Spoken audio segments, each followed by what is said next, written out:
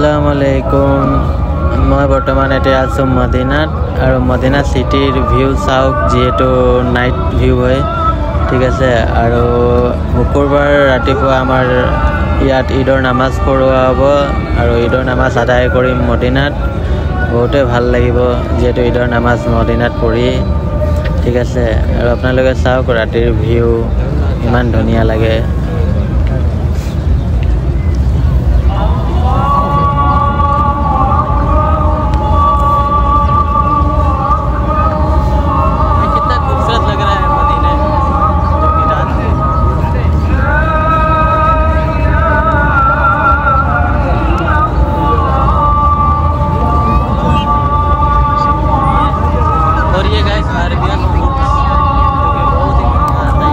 আপোনালোকে চাওক এটো আৰবিয়ান উড যেটো বহুত কষ্টলি পাৰফিউম